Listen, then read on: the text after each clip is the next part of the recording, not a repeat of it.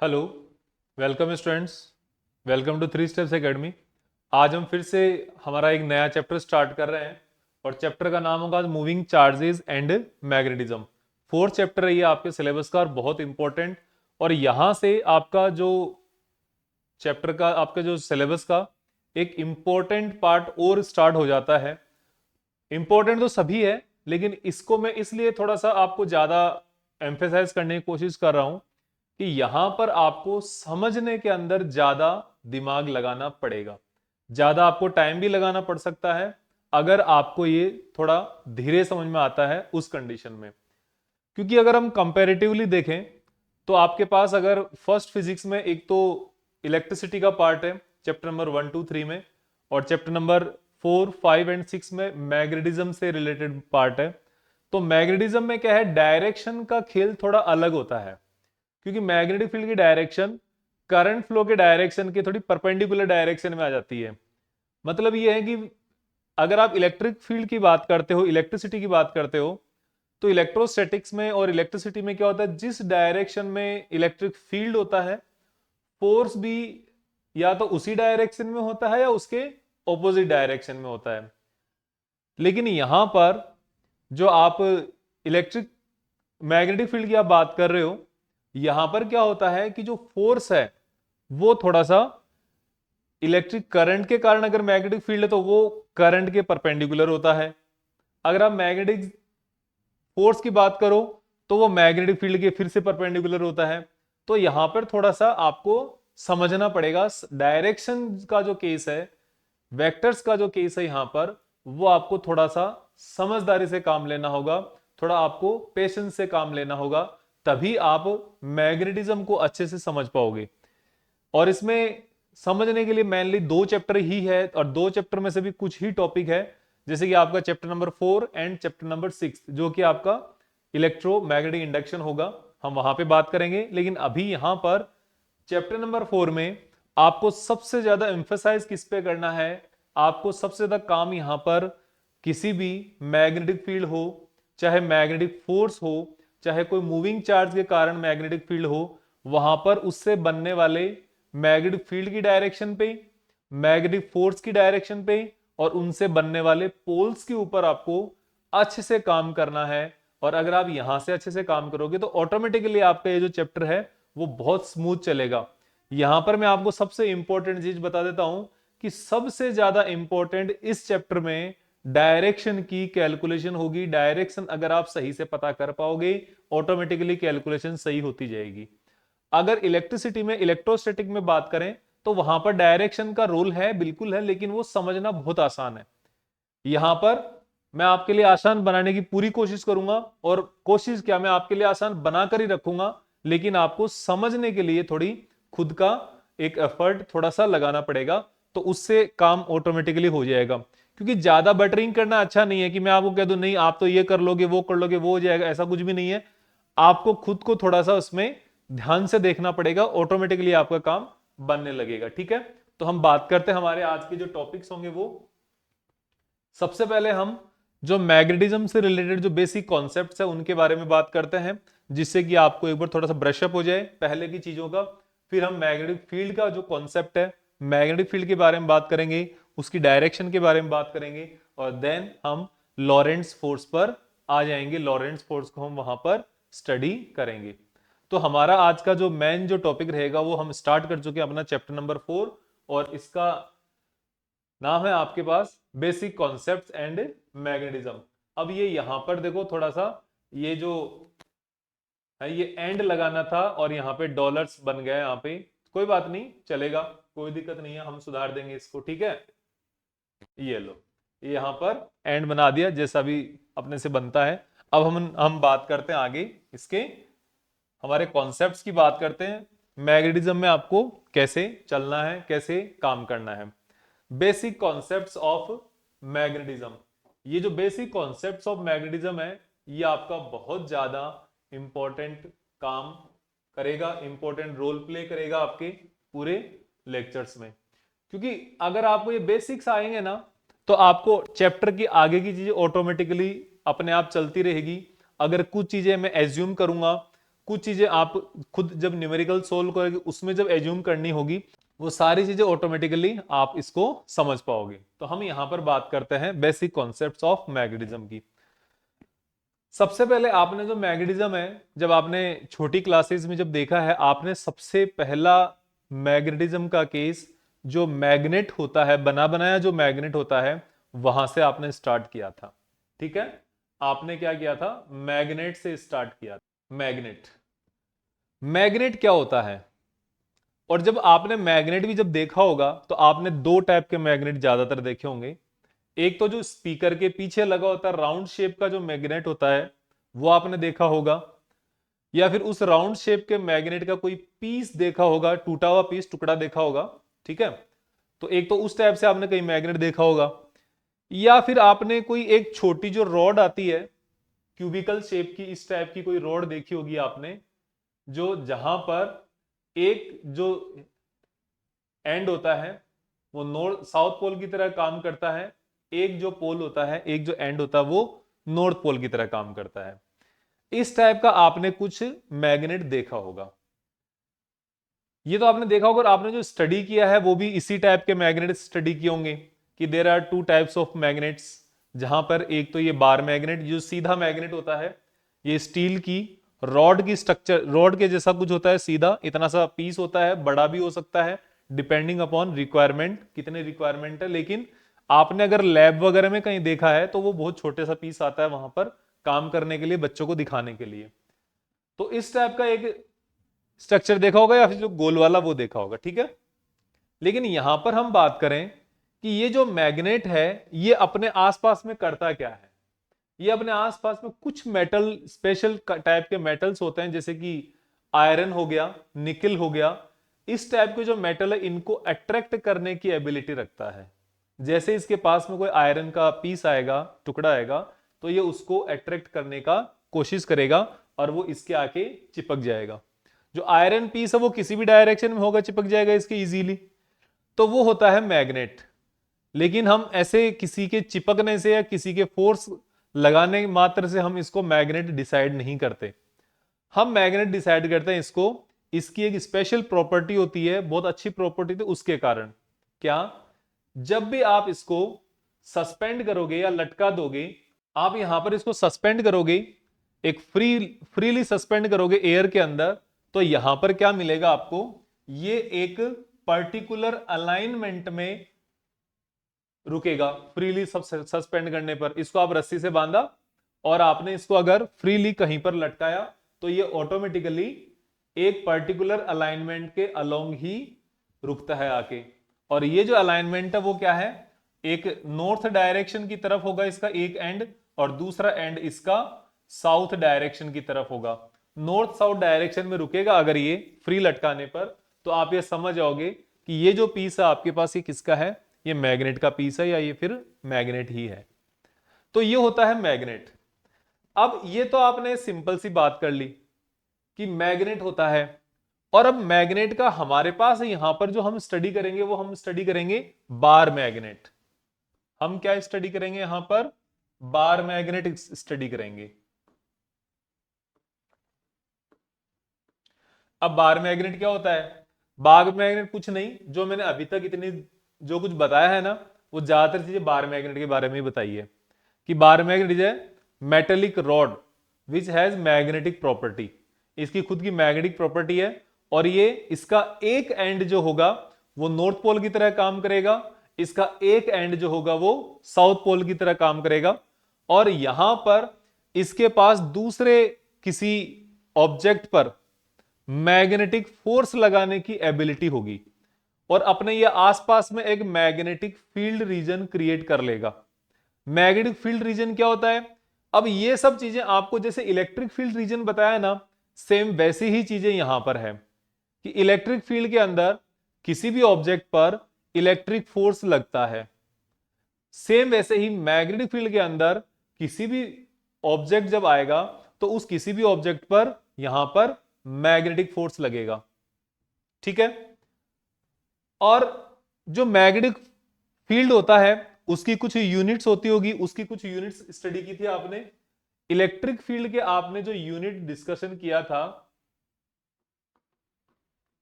वो यूनिट थी आपके पास वोल्ट पर मीटर, या फिर एक और यूनिट थी आपके पास यहां पर वोल्ट पर मीटर के अलावा न्यूटन पर कूलाम। ये दोनों यूनिट थी आपके पास यहां पर, ठीक है,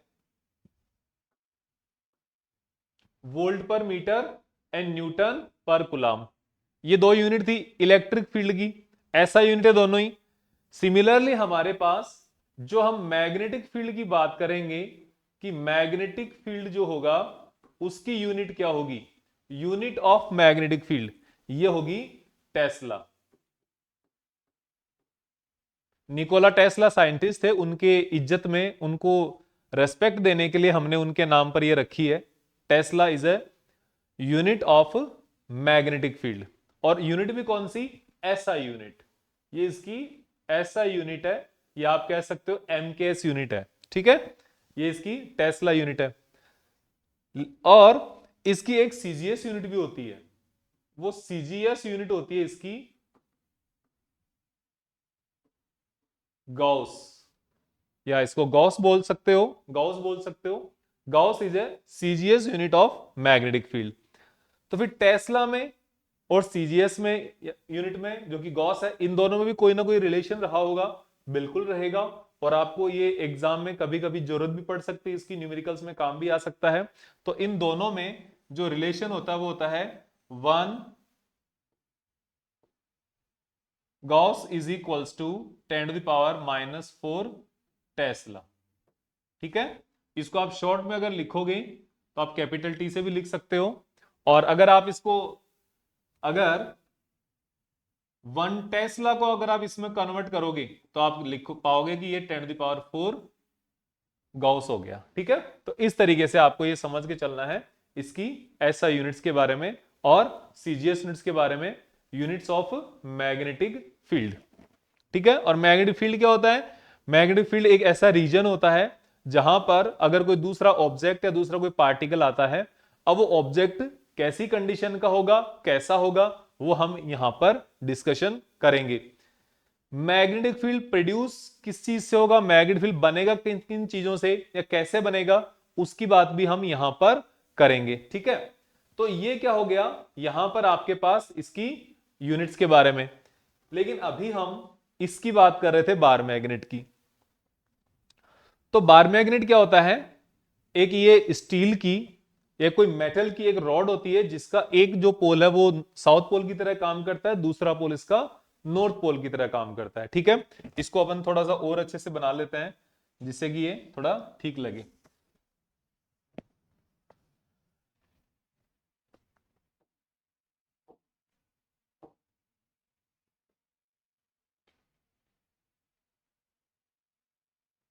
ये आपके पास एक बार मैग्नेट हो गया।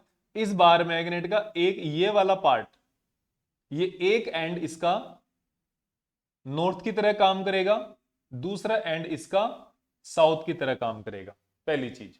दूसरा ये जो नॉर्थ या साउथ पोल होते हैं ना, नॉर्थ पोल या साउथ जो पोल्स होते हैं वो एग्जैक्ट बिल्कुल यहां पर इस एंड पर नहीं होते, ये इसके थोड़ा सा इनसाइड होते हैं, थोड़ा अंदर होते हैं। आपको तो ये क्यों ऐसा कैसे पता अंदर होते हैं, क्योंकि ये एक्सपेरिमेंट से ये यहां पर मिला है कि जो मैग्नेटिक फील्ड स्ट्रेंथ की जो वैल्यू है वो इस डाइपोल के सरफेस पर यहां पर मैग्नेटिक स्ट्रेंथ मैक्सिमम नहीं होती, बल्कि इसकी जो मैक्सिमम स्ट्रेंथ है और इसके जो अरेंजमेंट है वो यहां पर मैक्सिमम होता है, यहां पर मैक्सिमम मैग्नेटिक फील्ड लाइंस होती है, मैग्नेटिक फील्ड यहां पर मैक्सिमम होता है। तो इसलिए इसके एंड को नहीं बल्कि थोड़ा सा अंदर की साइड में मैग्नेटिक पोल्स होते हैं, थोड़ा सा अंदर। अब कितना डिफरेंस होता है ये मैं आपको बता देता हूं। देखो यहां पर ये जो लेंथ है ना, इसके एग्जैक्टली फिजिकल जो लेंथ है ये मान लिया हमने एल जी, फिजिकल लेंथ मान ली। और इन दोनों पोल्स के बीच की जो लेंथ है ना, इसको मैं एक बार के लिए एल एम मान लेता हूं, ये मैग्नेटिक लेंथ हो गई। एल जी फिजिकल लेंथ और एल एम मैग्नेटिक लेंथ, ठीक है। ये आपकी मैग्नेटिक लेंथ लिख दिया मैंने, ये मैग्नेटिक लेंथ हो गई। और एल जी जो है ये फिजिकल लेंथ हो गई, फिजिकल लेंथ का मतलब इसकी बॉडी की जो लेंथ है उसकी बात कर रहे हैं। मैग्नेटिक लेंथ का मतलब दोनों पोल्स के बीच की डिस्टेंस की बात कर रहे हैं। और इन दोनों में रिलेशन ये होगा, अगर आप इनको मेजर करोगे तो L M is equals to 6/7 part of L G. इनमें से आप ये बताओ दोनों में से बड़ी कौन है, एल एम बड़ा है या एल जी बड़ा है? यहां पर एल जी बड़ा होगा और एल एम छोटा, थोड़ा सा छोटा है एल एम, ठीक है। और दोनों में रिलेशन क्या है, 6/7 का रेशियो है दोनों का, ठीक है। अगर 7 पार्ट एल जी है तो 6 पार्ट कौन है, एल एम है।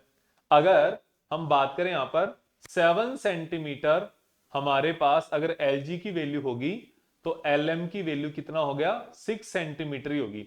नियरली हाफ सेंटीमीटर इस एंड के इनसाइड होगी, एंड के अंदर की तरफ होगी, ठीक है। यस, अब हमारे पास इसका फिजिकल लेंथ और मैग्नेटिक लेंथ का कॉन्सेप्ट यहीं पर पूरा हो गया। इसके बाद हम इसके बारे में कोई बात नहीं करेंगे, ये बहुत बेसिक चीज है, इसलिए यहां पर अब आगे ये और काम नहीं आएगी हमारे।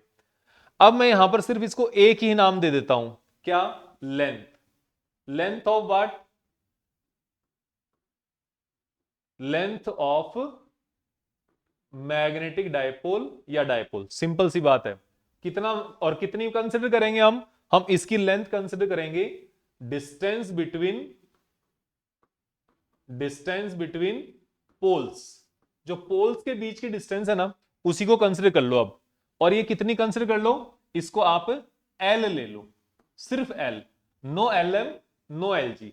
ये हमने इतना सिर्फ इसकी बात कर ली, क्योंकि अभी आगे हमारे काम नहीं आएगा कि कौन बड़ा है कौन छोटा है, सब एकदम बराबर है। सबको बराबर कर दिया हमने कि भाई हमारे लिए अब आगे की कैलकुलेशन के लिए हम सबको बराबर कर रहे हैं, इनमें हम कोई कंफ्यूजन नहीं रखें, क्योंकि ये 8th क्लास तक का मैटर होता है, 11 12 में इसकी बात ही नहीं करनी चाहिए, पाप लगता है। लेकिन फिर भी कोई बात नहीं, हमने कर ली, हम इतना देख लेंगे। अब हम बात करते हैं इसके आगे कि हमारे पास जो ये बार मैग्नेट है, तो ये बार मैग्नेट की एक प्रॉपर्टी, ये क्या करेगा, ये किसी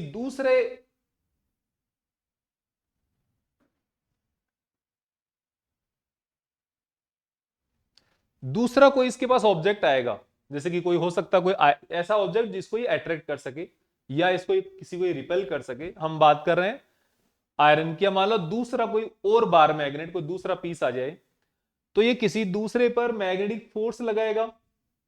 कितना फोर्स लगाएगा, क्या मैग्नीट्यूड होगा उसका, ये कैसे पता चलेगा? ऐसा तो है नहीं कि आपके पास जितने भी टाइप के मैग्नेट है वो सारे मैग्नेट इक्वली अट्रैक्ट करते हैं या इक्वली रिपेल करते हैं या सेम अमाउंट ऑफ फोर्स लगाते हैं, ऐसा तो है नहीं। हर एक बार मैग्नेट या हर मैग्नेट अपने सामने वाले किसी दूसरे ऑब्जेक्ट पर अलग अलग मैग्नीट्यूड का फोर्स लगाते हैं। और जो जितना ज्यादा फोर्स लगा सकता है कोई बार मैग्नेट, वो डिसाइड किससे होता है, वो होता है इसके एक प्रॉपर्टी होती है, इस मैग्नेटिक पोल की प्रॉपर्टी है, जिसको बोलते हैं magnetic pole strength. Magnetic pole strength बोलते हैं इसको, ठीक है। या फिर आप सिंपल इसको मैग्नेटिक को हटा सकते हो, केवल आप इसको पोल स्ट्रेंथ भी बोल सकते हो। अब ये पोल स्ट्रेंथ को कैसे बताओगे आप, कैसे बताओगे? सिंपल तरीके से बता देता हूं। जैसे आपने 11th क्लास में ग्रेविटेशनल फोर्स पढ़ा होगा, दो ऑब्जेक्ट के बीच में लगने वाला फोर्स, एक ही ऑब्जेक्ट है, एक ही ऑब्जेक्ट है, इन दोनों के बीच में ये वाला फोर्स इसके ऊपर कितना फोर्स लगाएगा, ये फोर्स लगाएगा जितना ज्यादा इसके अंदर मास होगा, इनका जो मास है ना m1 m2, जितना ज्यादा होगा उतने ज्यादा फोर्स लगाएंगे एक दूसरे से, एक दूसरे के ऊपर। वो क्या हो गया, मास, जिसके कारण फोर्स लग रहा है, ठीक है। आपने फिर यहां पर 12th क्लास में फर्स्ट चैप्टर में आपने पढ़ा था चार्ज। ये जो चार्ज है ये दूसरे वाले दूसरे किसी चार्ज पे या दूसरे किसी ऑब्जेक्ट पर कितना फोर्स लगाएगा, जितना ज्यादा इसका खुद का मैग्नीट्यूड होगा उतना ही तो ज्यादा फोर्स लगाएगा। तो जो इलेक्ट्रोस्टैटिक्स में जो रोल इलेक्ट्रिक चार्ज का होता है, वही रोल यहां पर इस बार मैग्नेट के लिए किसका होगा, पोल स्ट्रेंथ का होगा। Ability to apply some magnetic force on external object is called pole strength.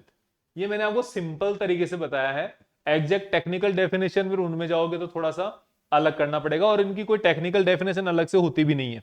Simple इतना ही है, ability to exert some amount of force, जो क्या हो जाएगा by the magnet, is known as magnetic pole strength. उस पोल की उतनी स्ट्रेंथ हो जाएगी, सिंपल सी बात है। और इसको रिप्रेजेंट कर लेते हैं हम किससे, स्मॉल एम से रिप्रेजेंट कर लेते हैं। जैसे कि यहां पर मैंने स्मॉल एम से रिप्रेजेंट कर दिया, और जो दूसरा पोल है इसकी भी जो पोल स्ट्रेंथ का जो मैग्नीट्यूड है उसको हमने क्या कर दिया, स्मॉल एम से रिप्रेजेंट कर दिया।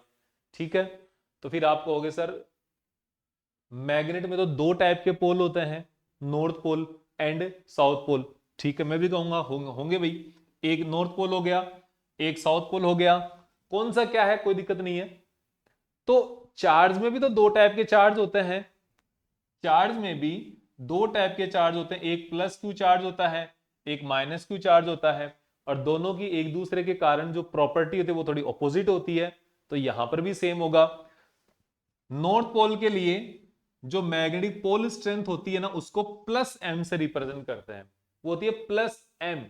और उसी के ऑपोजिट जब साउथ पोल की बात करें और उसकी जो मैग्नेटिक पोल स्ट्रेंथ होगी उसको हम रिप्रेजेंट करेंगे नेगेटिव एम से। ठीक है, तो अब क्या हुआ, अब आपको यहां पर समझ में आने लग गया होगा कि नॉर्थ एंड नॉर्थ दोनों एक दूसरे को रिपेल करते हैं, क्योंकि दोनों की पोल स्ट्रेंथ सेम होती है, just like plus and plus charge.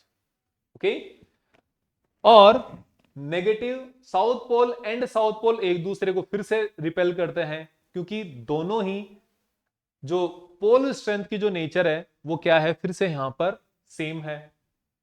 फिर हम बात करें इसके आगे बात करने पर हमारे पास क्या है, नेगेटिव चार्ज है, तो नेगेटिव चार्ज दोनों एक दूसरे को रिपेल करते हैं।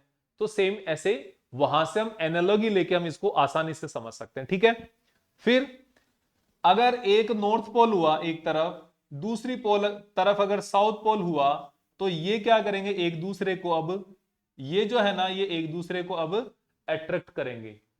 मैग्नेटिक पोल्स अगर ऑपोजिट होंगे एक दूसरे के साथ, तो वो क्या करेंगे, एक दूसरे को अट्रैक्ट करेंगे। ये नॉर्थ पोल साउथ पोल को अट्रैक्ट करेगा, साउथ पोल नॉर्थ पोल को अट्रैक्ट करेगा, साउथ साउथ को रिपेल करेगा, नॉर्थ नॉर्थ को रिपेल करेगा, लेकिन ऑपोजिट होने पर इनमें अट्रैक्शन हो जाता है। और ऑपोजिट चीजें, सारी चीजें एक दूसरे को अट्रैक्ट करती है, चाहे ये पोल्स हो, मैग्नेटिक पोल, चाहे चार्ज हो, चाहे कोई लिविंग थिंग हो, ऑपोजिट अट्रैक्ट्स ईच अदर और सेम रिपल्स ईच अदर। ये आपका सीधा सा कॉन्सेप्ट है नेचर का, ये आप मान के चलो यहां पे।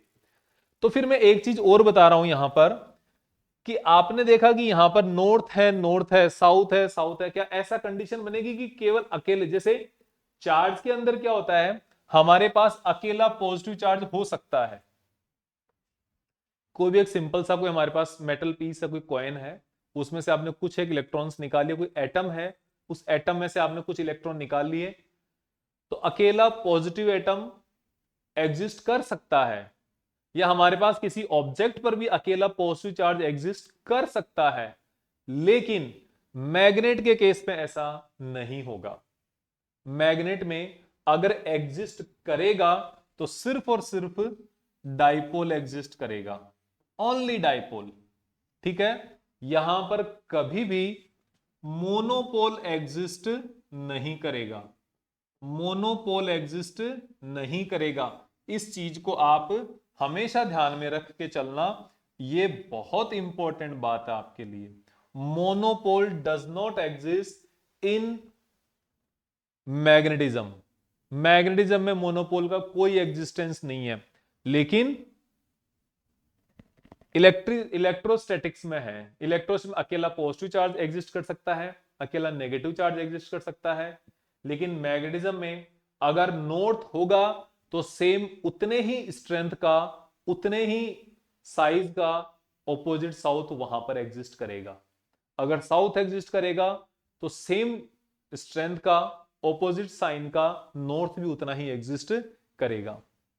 ठीक है, जैसे हम यहां पर अगर एक एग्जांपल की बात करें, आपके पास एक इलेक्ट्रिक डायपोल है,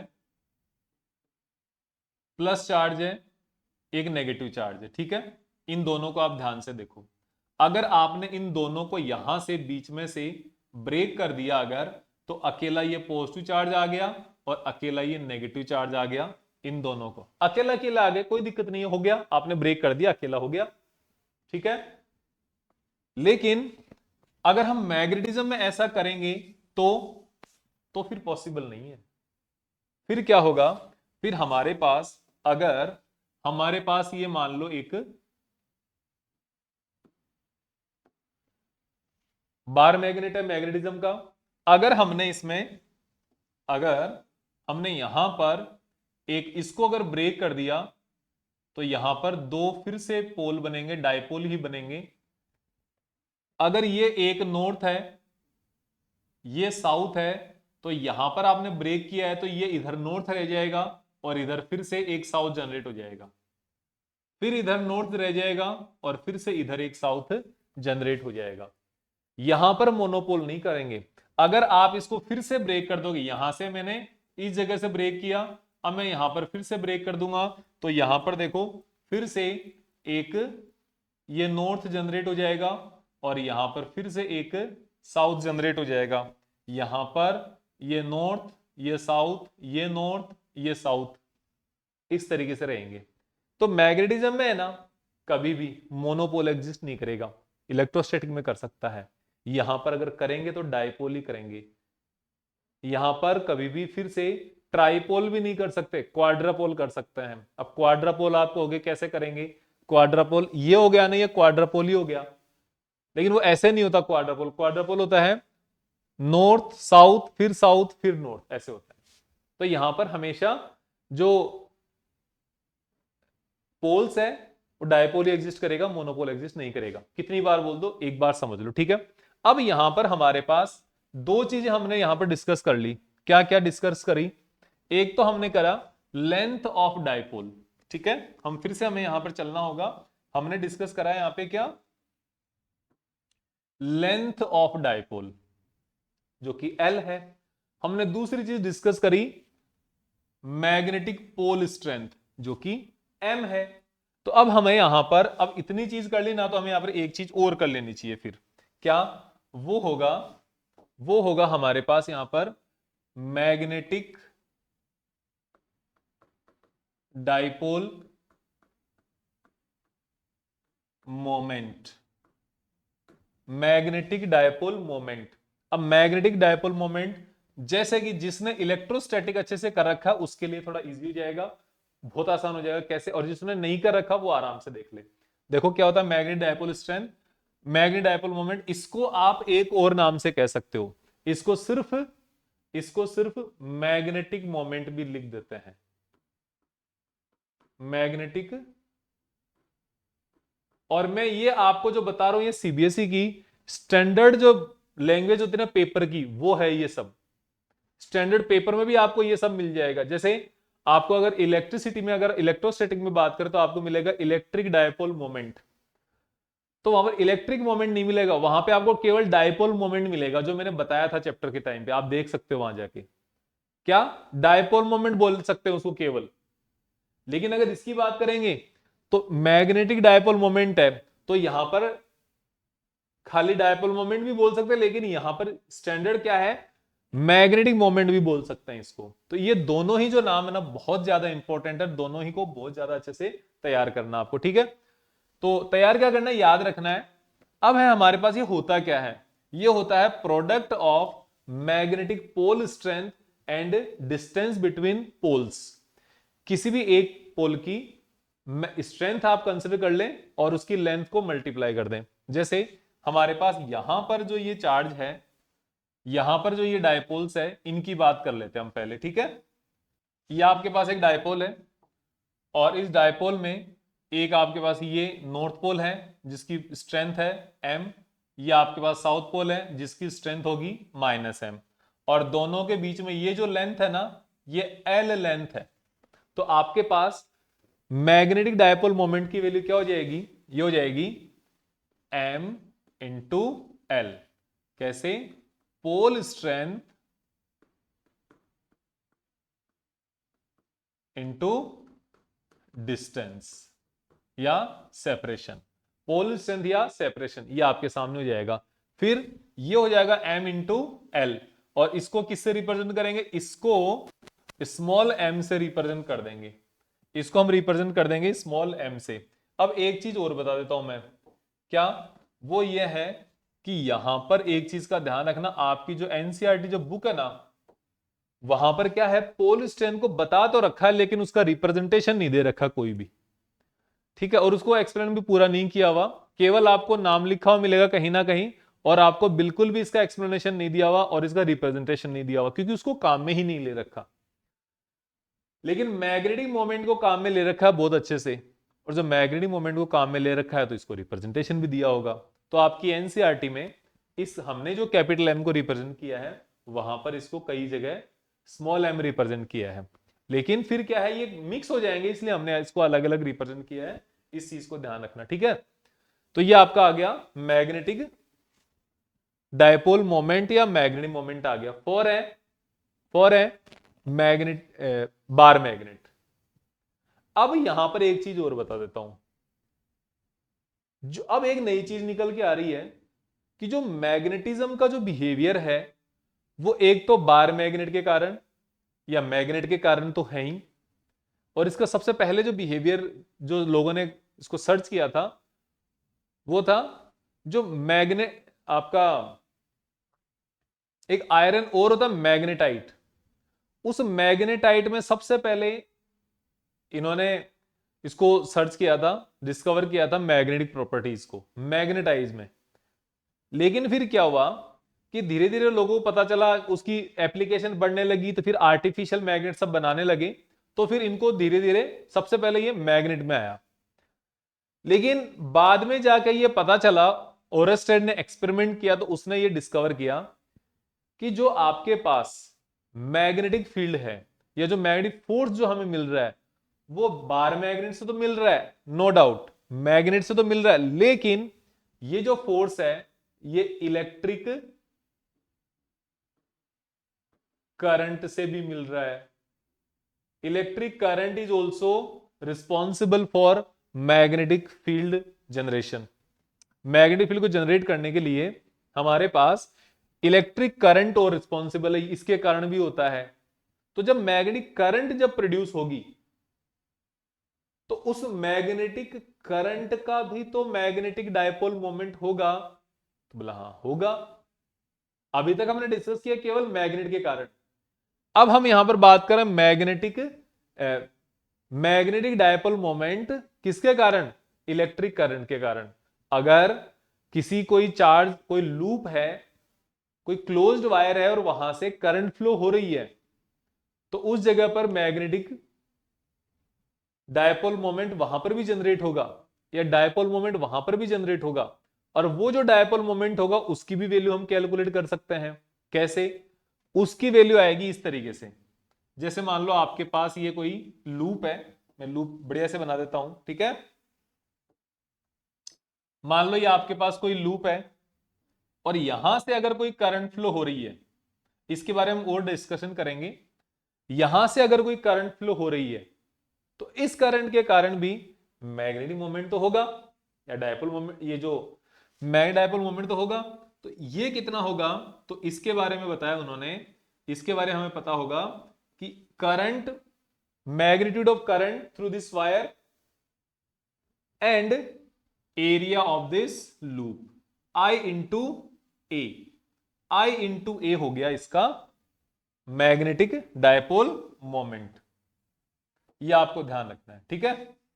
और इसको मैं थोड़ा ठीक से बना देते हैं हम इस तरीके से, करंट इंटू एरिया, इससे इसकी यूनिट आ जाएगी, इससे इसकी यूनिट आ जाएगी। तो यूनिट किधर होगी इसकी, इसकी यूनिट होगी एम्पियर पर, नॉट पर, इसकी यूनिट होगी ampere into metre square, ampere into metre square. इसकी unit ampere into metre square है, तो इसकी भी तो यूनिट वही होगी, एम्पियर इंटू मीटर स्क्वायर। किसके कारण, डायपोल, इसके कारण, मैग्नेटिक डायपोल के कारण, ठीक है। अगर कोई हमारे पास सेम, अगर कोई फिजिकल क्वांटिटी है उसको जनरेट करने का, उसका होने का कॉज कुछ भी हो, चाहे उसकी डायमेंशनल फॉर्मूला और उसकी यूनिट सेम होती है हमेशा। अब हम बात करें फोर्स, चाहे ग्रेविटेशनल फोर्स हो, चाहे कोई न्यूटोनियन फोर्स हो, चाहे इलेक्ट्रोस्टैटिक फोर्स हो, कुछ भी हो, उसकी यूनिट हमेशा न्यूटन होती है। तो यहां पर भी डायपोल मोमेंट चाहे डायपोल के कारण हो, बार मैग्नेट के कारण, या फिर चाहे आपके पास इलेक्ट्रिक करंट के कारण हो, उसकी वैल्यू हमेशा, उसकी यूनिट हमेशा एम्पियर मीटर स्क्वायर रहेगी। ठीक है, चलो हो गया, ये बात भी हो गया। तो फिर इसके बाद एक चीज और निकल के आई मेरे दिमाग में कि आपने इसकी यूनिट तो निकाल ली, तो आप इसकी पोल स्ट्रेंथ की यूनिट की तो बात नहीं करी अभी तक। मैंने कहा हाँ, बात तो नहीं करी। तो यहां से फिर एक चीज करो आप, यहां से पोल स्ट्रेंथ जो है ना एम, इसकी भी यूनिट निकाल लो।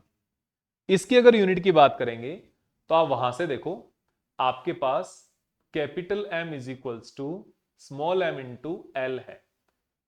तो small M is equals to क्या आ जाएगा, एम अपॉन एल आ जाएगा।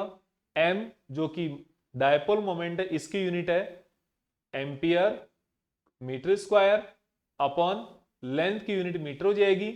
तो यहां पर इसकी यूनिट जो है ना, वो हो जाएगी आपके सामने एम्पियर इंटू मीटर। किसकी यूनिट हो जाएगी ये यूनिट हो जाएगी आपके पास डायपोल मोमेंट की, मैग्नेटिक डायपोल मोमेंट की। ठीक है, तो इस चीज को आप ध्यान में रखना हमेशा। इसको जब ध्यान में रखोगे तो आपका आधा काम तो ऐसे ही हो जाएगा।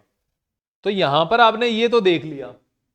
अब हम बात करते हैं कि हमारे पास ये जो डायपोल है, जो डायपोल बना है, जो मैग्नेटिक बार मैग्नेट है, इस बार मैग्नेट को हम अगर ब्रेक करें तो इसका क्या चेंजेस आता है, इस डायपोल मोमेंट में क्या चेंजेस आएगा अगर हम इस बार मैग्नेट को ब्रेक करते हैं तो देखो, अगर हमारे पास कोई भी जो बार मैग्नेट है इस तरीके से है, हमारे पास देखो ये एक बार मैग्नेट है, इसको मैं ब्रेक करके बता देता हूं आपको कि किस तरीके से आपका बार मैग्नेट से चेंज होगा। ये आपका बार मैग्नेट है, ठीक है। इस बार मैग्नेट में ये वाला जो इसका पोल स्ट्रेंथ है m, और इसका पोल स्ट्रेंथ है -m, और ये साउथ पोल की तरह काम कर रहा है, ये नॉर्थ पोल की तरह काम कर रहा है। ये नॉर्थ पोल है, ठीक है। काम क्या कर रहा है, नॉर्थ पोल है, साउथ पोल है, सिंपल सी बात है। हम इसको दो डिफरेंट तरीके से इसको ब्रेक कर सकते हैं, काट सकते हैं, ठीक है। पहला हम काट सकते हैं परपेंडिकुलर। तो परपेंडिकुलर अगर हम ब्रेक करेंगे, परपेंडिकुलर का मतलब आप वर्टिकल मान सकते हो इसको, ठीक है।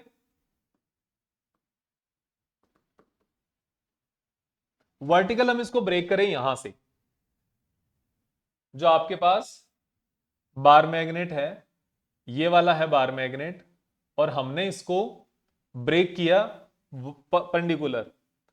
परपेंडिकुलर वर्टिकल करने पर हमारे पास ये दो हिस्से हो गए, इसके दो पार्ट हो गए इसके, इस तरीके से, ठीक है। अब इसकी स्ट्रेंथ कितनी है m, और इसकी स्ट्रेंथ -m, नॉर्थ साउथ, ठीक है। आपने इसको इस तरीके से ब्रेक कर दिया, और इस तरीके से ब्रेक करने पर आपके पास यहां पर ये लो, मैंने यहां पर ये आपका ब्रेक करके बता दिया।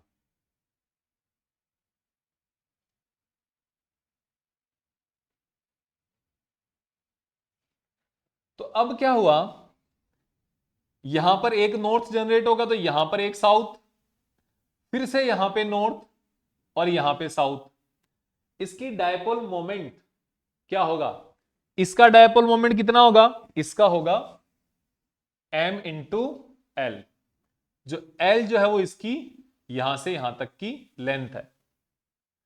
अब इसमें क्या चीज है, इसमें होगा कि ये जो लेंथ है ना दोनों के बीच की, मैं इसको पूरा थोड़ा और अच्छे से,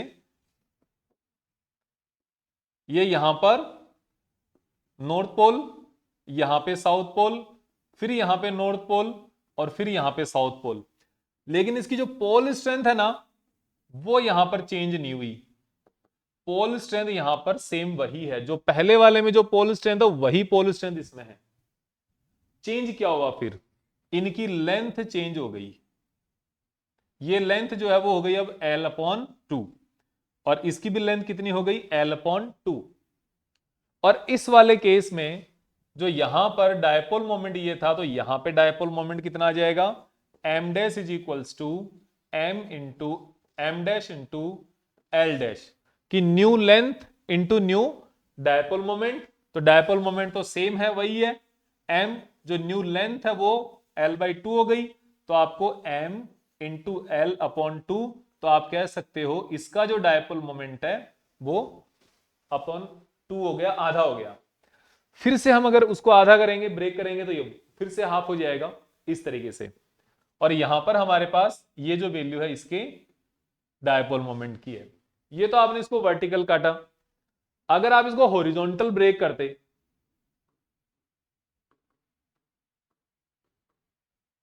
हॉरिजॉन्टल ब्रेक करने पर क्या होगा, देखो ये आपके पास एक डायपोल है, पहले ये डायपोल है और इसका पोल स्ट्रेंथ वगैरह सब कुछ सेम है वैसे ही, ये m, ये -m, ये नॉर्थ, ये साउथ, इस तरीके से, ठीक है। लेकिन अब क्या हुआ, आपने इसको ब्रेक किया लेटरल ऐसे, आपने इसको अब इस बार यहां से ब्रेक किया, इसके एक्सिस के अलोंग। जब आपने ऐसे इसको ब्रेक कर दिया, तो इस कंडीशन में हमारे पास नए जो बार मैग्नेट्स बनेंगे वो ऐसे बनेंगे,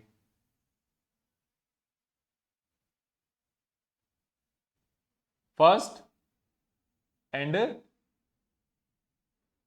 सेकंड, इस तरीके से दोनों की लेंथ इक्वल होगी। ये हो सकता है आपको थोड़ा सा लग रहा हो, ठीक है, या हो सकता है मेरे बनाने में थोड़ा छोटा बड़ा हो गया, लेकिन वैसे इनकी लेंथ जो है वो इक्वल रहेगी, ठीक है।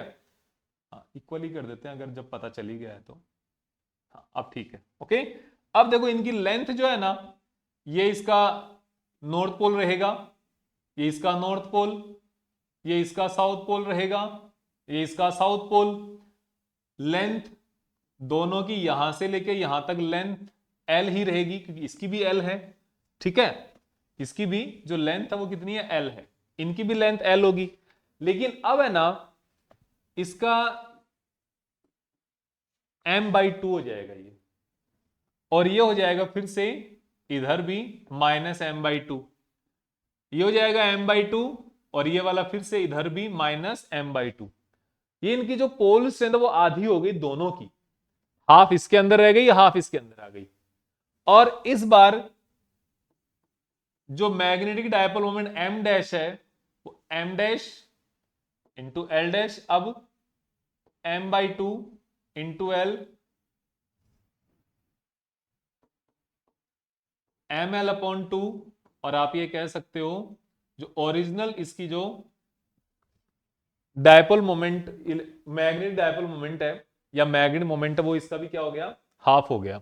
तो this is the variation of magnetic moment with the change in bar magnet. Bar magnet में चेंज करने के साथ साथ इसमें ये चेंज हो रहा है आपके इसके अंदर, मैग्नेट मोमेंट के अंदर।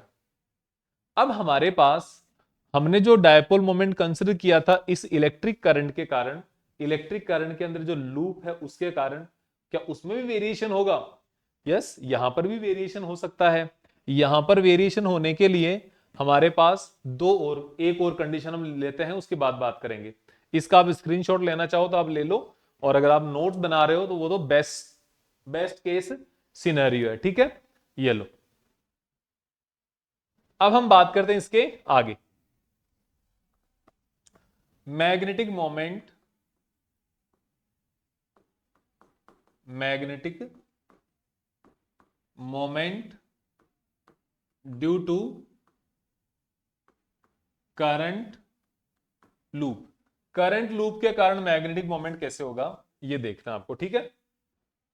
अब देखो, इसमें आपको ये देखना है कि भाई आपको सबसे पहले ये देखो कि आपके पास ये एक लूप है, इस लूप के अंदर करंट फ्लो हो रही है यहां पर, और करंट फ्लो हो रही है, तो आपको यह देखना है कि इसकी मैग्नेटिक मोमेंट कितना बनेगा, वो m is equals to I current into A. Simple सी चीज है। अब अगर इसका एरिया डिक्रीज होगा तो m चेंज होगा, डिक्रीज होगा। अगर इसका एरिया इंक्रीज होगा तो करंट इंक्रीज होगा।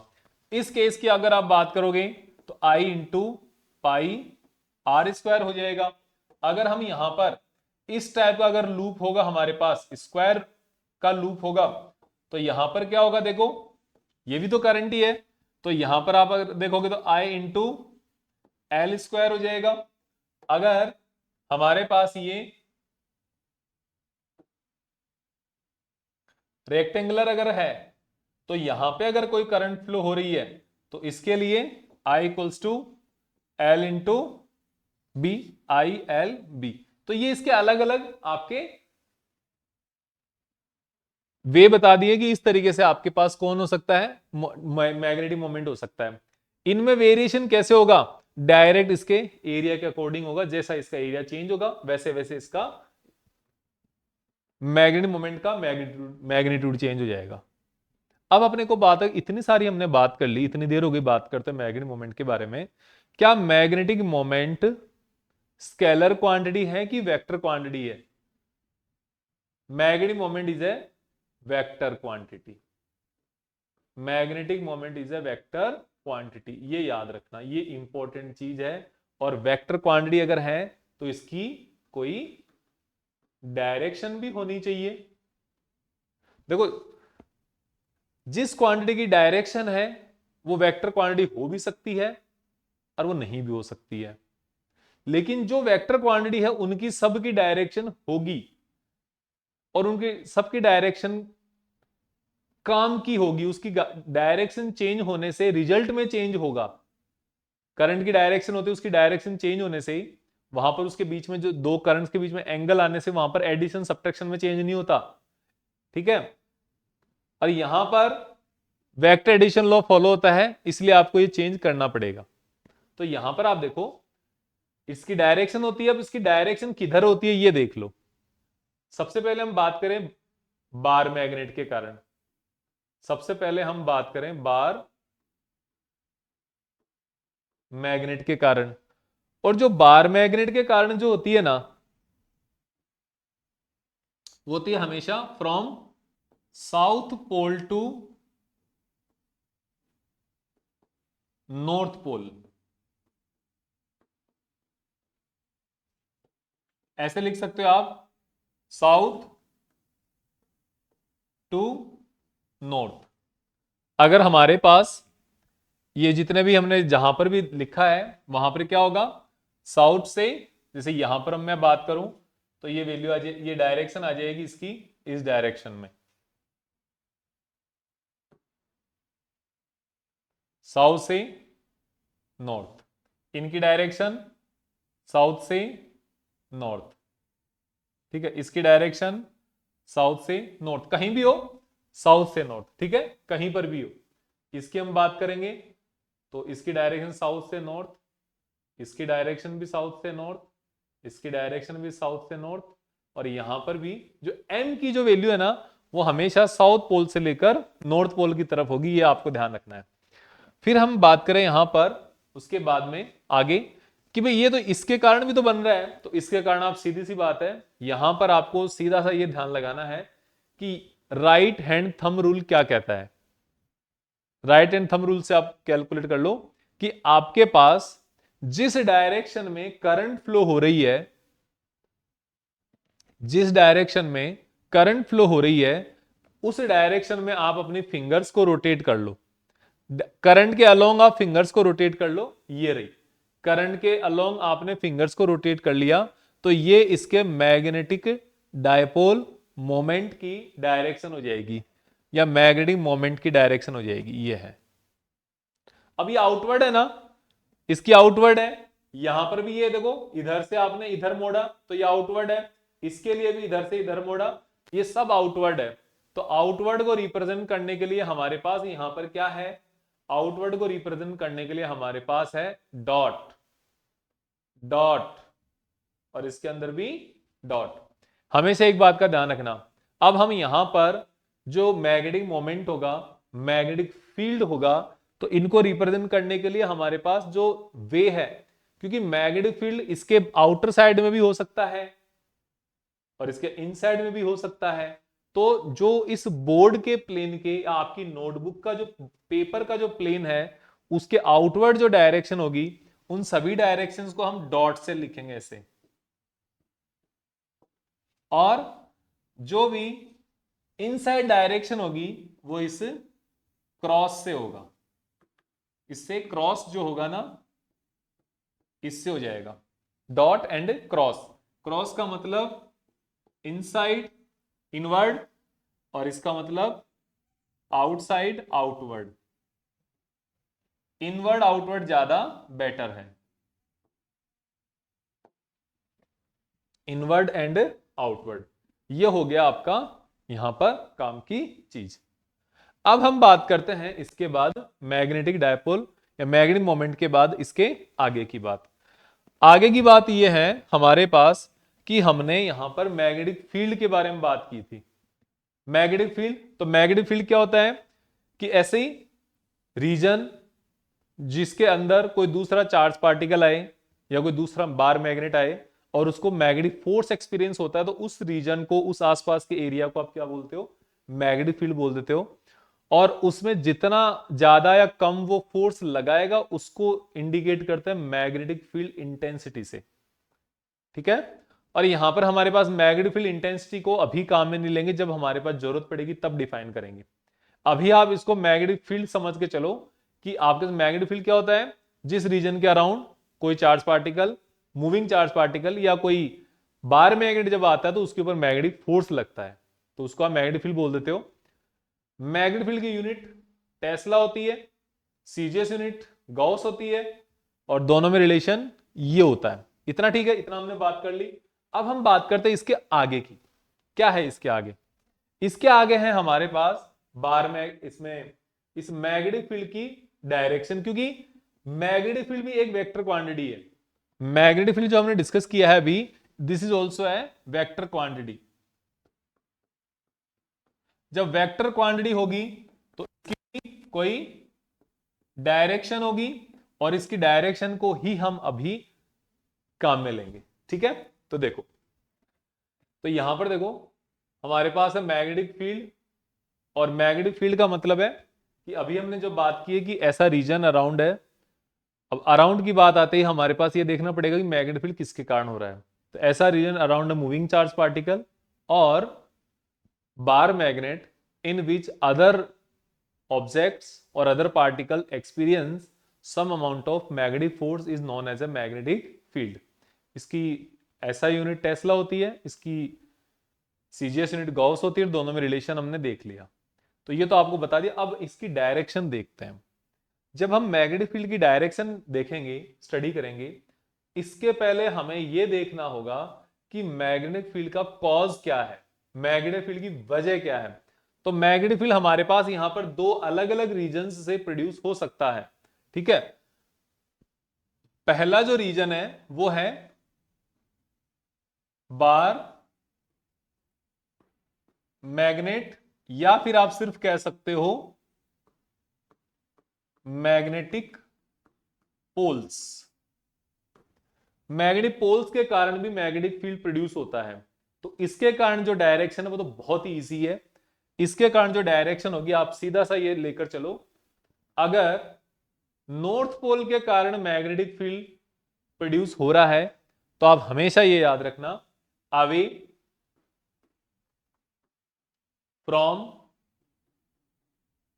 North pole, away from north पोल।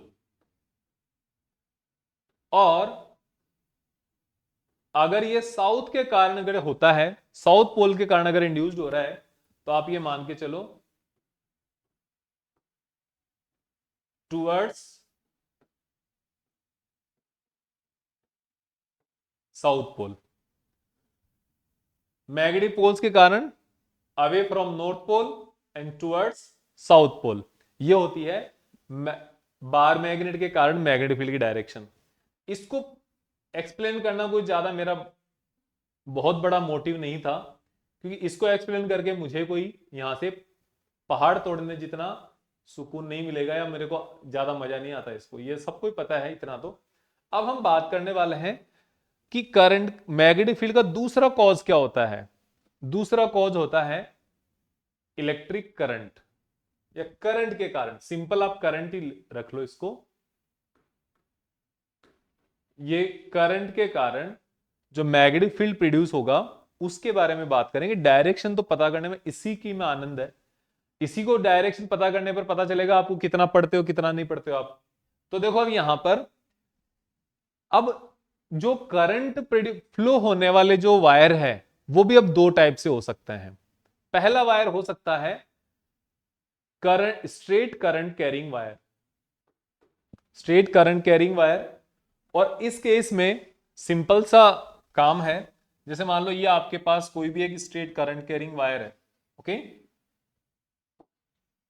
ये आपके पास स्ट्रेट करंट कैरिंग वायर है और यहां से एक कोई करंट फ्लो हो रही है इसी डायरेक्शन में, अपर डायरेक्शन में करंट फ्लो हो रही है। तो इसकी करंट कैसे फाइंड आउट करनी है, याद कर लो राइट हैंड थंब रूल। क्या याद करना आपको, और यहां पे राइट हैंड थंब रूल को अप्लाई करने का भी थोड़ा सा अलग अलग वजह होगी। ठीक है, क्या राइट हैंड थंब रूल, ये आपको ध्यान रखना है। राइट हैंड थंब रूल को यूज करके आपको करंट कैरिंग वायर से मैग्नेटिक फील्ड की डायरेक्शन कैलकुलेट या फाइंड आउट करनी है। अब देखो राइट हैंड है आपका ये, जब वायर स्ट्रेट हो तो करंट की डायरेक्शन में आप अपने थंब को रखोगे।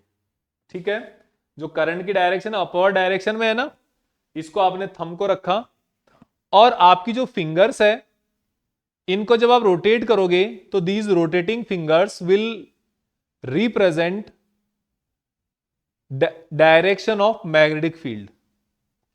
अब ये जो रोटेटिंग फिंगर्स है ये direction of magnetic field represent करती है। ठीक है, लेकिन रोटेटिंग फिंगर्स की तो डायरेक्शन हर तरफ है। जैसे अगर इधर की बात करूं तो ये बाहर आ रही है, इधर की मेरी तरफ बात करूं तो ये इनसाइड जा रही है, और इधर बात करूं तो ये उधर घूम रही है, यहां पे ये। तो मैग्नेटिक फील्ड भी ऐसे ही घूमता है। मैग्नेटिक फील्ड भी ऐसे ही, मैग्नेटिक फील्ड लाइन भी इस वायर के अराउंड ऐसे ही चक्कर लगाएगी, ऐसे चक्कर रहेगी इसके पास। ठीक है, सर्कुलर मोशन रहेगी। ठीक है, मैग्नेटिक फील्ड लाइन ऐसे।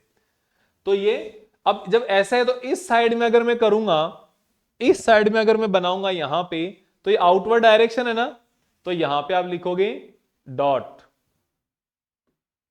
आउटवर्ड डायरेक्शन, और इधर आप लिखोगे क्रॉस क्या, इनवर्ड डायरेक्शन।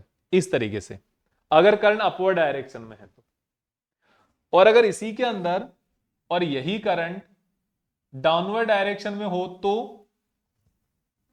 लॉ सेम ही लगाना है। लॉ जो लगाओगे वो सेम ही लगाओगे। और वो कैसे, देखो अब करंट को, करंट डायरेक्शन नीचे है ना, तो ये थंब किधर आ जाएगा, नीचे की तरफ ये, और ये आपका इस तरीके से मैग्नेटिक फील्ड लाइंस बनेगी। तो इधर तो हो गया आउटवर्ड और इधर हो गया, मैं इस डायरेक्शन में हो गया इनवर्ड। कैसे घूम जाओ, चाहे मैं यहां पर ऐसे घूम जाऊंगा तो भी इधर इनवर्ड है और इधर आउटवर्ड है, और मैं उधर जाके बताऊंगा तो भी सेम ही है। तो ये इस डायरेक्शन में इनवर्ड, देखो इधर इस वायर के इस वाली साइड में आप करोगे इसको, लेफ्ट वाली साइड में तो इनवर्ड, और इस वाली साइड में करोगे तो ये होगा बाहर की तरफ आएगा आउटवर्ड। अब यहां पर एक चीज का ध्यान रखना, एक चीज का यहां पर आपको ध्यान रखना है, क्या,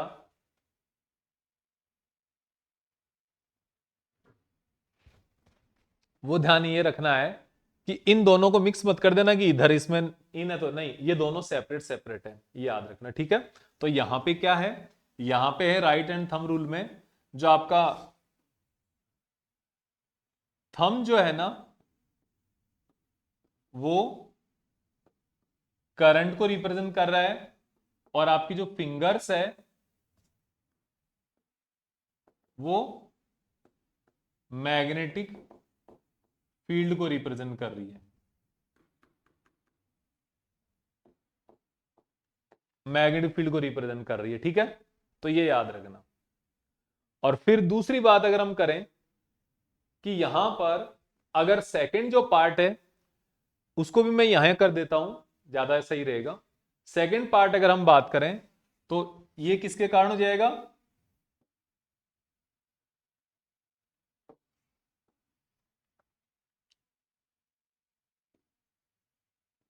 current carrying loop, current carrying loop के कारण। तो करंट कैरिंग लूप कैसे हो सकता है? करंट कैरिंग लूप होगा इस तरीके से, देखो यहां पर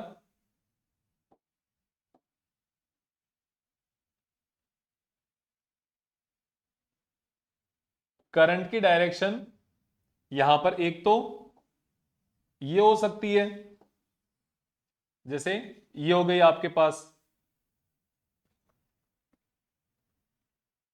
एंटी क्लॉकवाइज डायरेक्शन, और एक आपके पास ये हो सकती है क्लॉकवाइज डायरेक्शन, ये वाला।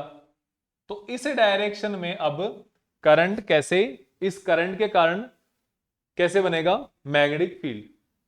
तो जब इस कंडीशन में आप बात करोगे ना, तो यहां पर आपको पता चलेगा कि जो करंट की जो डायरेक्शन है वो अब हो जाएगी, जो थंब पहले करंट था ना, अब जो रोटेटिंग फिंगर्स होगी अपनी, ये जो बेंडिंग फिंगर्स होगी ना, ये वाला जो बेंडिंग फिंगर्स है ये रिप्रेजेंट करेगा कौन?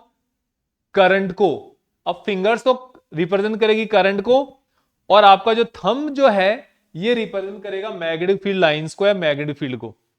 तो इसके सेंटर पर मैग्नेटिक फील्ड आप देखोगे तो ऐसे देखो, ये इसके अंदर वाली साइड में मैग्नेटिक फील्ड ऐसे होगा सेंटर पर। तो ये मैग्नेटिक फील्ड आउटवर्ड डायरेक्शन में है मेरा थंब, तो यहां पे ये होगा आउटवर्ड, आउट। ओके। और इस वाले में अगर बात करूंगा तो यही फिंगर्स ऐसे हैं इस तरीके से, ठीक है। राइट हैंड है मेरा और ये इस तरीके से है, तो मेरा थंब किधर आ गया? इनसाइड द बोर्ड, इस बोर्ड के प्लेन के इनसाइड हो गया। तो यहां पर आपके पास ये वैल्यू आ गई नीचे की तरफ, ठीक है। और इसको हम अभी यहां पर क्या करेंगे? इनवर्ड हो गया इन। और अगर अब यहां पर अगर मैं रूल लिखता हूं इसका, तो रूल कैसे लिखना होगा अपने को? वैसे होगा, जो आपका फिंगर्स जो है इस बार वो जाएगी करंट, और जो थंब जो है इस बार वो हो जाएगा आपका मैग्नेटिक फील्ड। इस तरीके से आपको ध्यान में रखना है। तो ये आज का अपना जो लेक्चर है वो एक मैग्नेटिक फील्ड का बेसिक कॉन्सेप्ट जितना है ना वो हमने बात कर ली है। और अब हम यहां पर एक चीज और देख लेते हैं कि जब आपके पास आप जो मैग्नेटिक फील्ड पोल्स के कारण है, अगर अगर हमारे पास पोल्स की वजह से है ना मैग्नेटिक फील्ड, तो वहां पर तो आपने देख लिया कि एक नॉर्थ पोल होता है और एक साउथ पोल होता है इस बार मैग्नेट में। लेकिन मैग्नेटिक फील्ड तो करंट कैरिंग वायर के लिए भी है, करंट कैरिंग लूप से भी हो रहा है। तो करंट कैरिंग लूप का जो आपके पास मैग्नेटिक फील्ड हो रहा है, तो उस मैग्नेटिक फील्ड में पोल्स कैसे बनेंगे ये आपको देखना है। पोल्स कैसे बनेंगे ये देखना है। तो इसके लिए देखो क्या लिखता हूं मैं, क्या बनाते हैं हमारे पास, ये बनेगा, ये है magnetic poles due to current carrying loop. जो करंट कैरिंग लूप के कारण जो मैग्नेटिक पोल होंगे ना उनकी बात कर लेते हैं। तो उनकी बात देखो सिंपल सी है, ज्यादा मुश्किल नहीं है अब, ठीक है। तो उनके लिए आप देखो ऐसे, ये आपके पास लूप है, एक दूसरा लूप है। अगर करंट एंटी क्लॉकवाइज डायरेक्शन में अगर फ्लो कर रही है इस डायरेक्शन में, तो देखो हमारे पास दो ही पोल है, एक पोल है नॉर्थ पोल, दूसरा है साउथ। तो जिधर ये एंटी क्लॉकवाइज डायरेक्शन में फ्लो कर रही है, तो आप यहां पर इस डायरेक्शन में देखो ये नॉर्थ पोल की तरफ नॉर्थ पोल बनेगा, आपको इधर से नॉर्थ पोल दिखाई देगा, तो पीछे ऑटोमेटिकली साउथ पोल हो जाएगा। और यहां पर अगर ये इस डायरेक्शन से बन रही है, करंट की डायरेक्शन क्लॉकवाइज डायरेक्शन में अगर है, ये एंटी क्लॉकवाइज है,